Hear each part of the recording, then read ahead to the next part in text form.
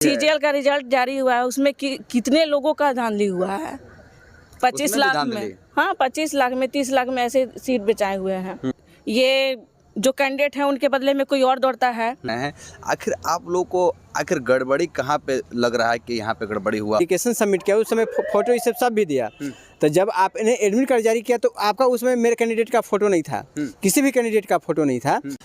नमस्कार, मैं इब्राहिम रजा और आप देख रहे हैं सच्चाई ना न्यूज। अभी हम पलामू समाहरणालय में मौजूद हैं और लगातार आप सभी को पता होगा कि चौकीदार बहाली में धांधली को लेकर छात्र अभ्यर्थी लगातार जो है कि पलामू समाहरणालय का चक्कर काट रहे हैं। उपायुक्त महोदय जी से मिलने के लिए आ रहे हैं, लेकिन अब तक इन लोगों की मांगे पूरी हुई या नहीं हुई है। डायरेक्ट छात्र अभ्यर्थी से बात करेंगे और इन लोगों के साथ कंधे से कंधा मिलाकर खड़ी हैं JLKM झारखंड लोकतांत्रिक क्रांतिकारी मोर्चा के छतरपुर विधानसभा के विधायक प्रत्याशी जो इस बार चुनाव लड़ी थी, प्रीति राज जी भी हैं। आइए बात करते हैं। प्रीति जी, लगातार खासकर पलामू के छात्र अभ्यर्थी जो है चौकीदार बहाली में धांधली को लेकर के उपायुक्त महोदय से मिल रहे हैं, क्या लगता है इसमें? देखिए, धांधली तो बहुत बड़े पैमाने पे हुई है और जो भी धांधली हुई है वो बड़े नेताओं, मंत्री और अधिकारी के इशारे पे हुई है। क्योंकि आप बायोमेट्रिक वहाँ पे ये अटेंडेंस नहीं लेते हैं। अटेंडेंस ही ना? नहीं जी मैम। हाँ, अटेंडेंस ही नहीं लेते हैं। एडमिट कार्ड में फोटो नहीं। ये किस तरह का बहाली है, हमको ये जरा बताएं। ये किस तरह का बहाली है जिसमें एडमिट कार्ड में अभ्यर्थी का फोटो नहीं है? आप ये जो कैंडिडेट है उनके बदले में कोई और दौड़ता है और उनका आप एग्जाम भी कोई और देता है। जो एग्जाम देता है वो किसी और बहाली में पहले से कार्यरत है। तो आप इस CCTV कैमरा का व्यवस्था नहीं लगाए हैं। किस तरह का बहाली है, हमको ये जरा बताएं। तो और दूसरी बात, हाँ बोलिए।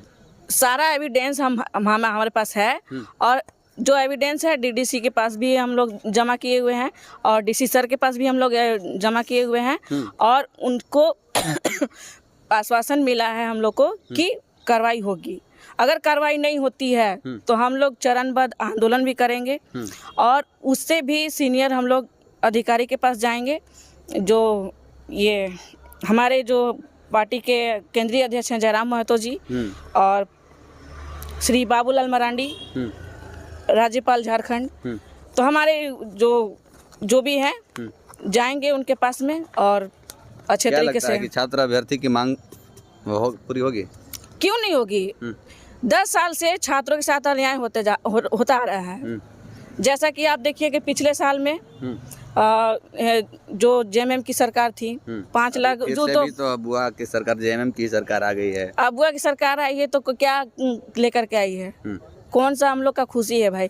आप जैसी आई, देखिए जैसी आई वैसे ही तो छात्रों की लाइफ को अंधेरा में कर दिए। CGL का जो रिजल्ट, हाँ CGL का रिजल्ट जारी हुआ है, उसमें कितने लोगों का धांधली हुआ है। 25 लाख में, हाँ 25 लाख में 30 लाख में ऐसे सीट बेचाए हुए हैं। एविडेंस भी हमारे साथ गया हुआ है, फिर भी कोई कार्रवाई नहीं हुआ। तो जो भी ये सरकार जब भी बनती है ना तो छात्रों के साथ ही अन्याय होता है। छात्रों के साथ अन्याय होता है? हाँ, होता ही है। अभी भी हुआ है, जैसी बनी वैसे ही। देखिए CGL का कौन सा जरूरी आपको जल्दी पड़ा हुआ था रिजल्ट जारी करने के लिए? चलिए और छात्र से बात करते हैं। क्या नाम हुआ? सर आशीष कुमार नाम हुआ। आशीष जी, चौकीदार बहाली में आप लोग धांधली को लेकर के लगातार उपायुक्त महोदय से मिलने का प्रयास कर रहे हैं। आखिर आप लोग को आखिर गड़बड़ी कहाँ पे लग रहा है कि यहाँ पे गड़बड़ी हुआ होगा, या कैसे आप लोग धांधली बता रहे हैं? सर मैं आपको एक प्रोसेस से ही बता दे रहा हूँ, शुरू से बता दे रहा हूँ। जैसे कोई भी आवेदन एप्लीकेशन आता है उसको मैंने पहले वेरिफिकेशन किया जाता है। वेरिफिकेशन करने के बाद ही उसका एडमिट कार्ड जारी किया जाता है। जब वो सत्य पाया जाता है, जब डॉक्यूमेंट सब सत्य पाया जाता है तो आपने एडमिट कार्ड इशू किया। तो जब हम लोग जब एप्लीकेशन सबमिट किया उस समय फोटो ये सब भी दिया। तो जब आपने एडमिट कार्ड जारी किया तो आपका उसमें मेरे कैंडिडेट का फोटो नहीं था, किसी भी कैंडिडेट का फोटो नहीं था।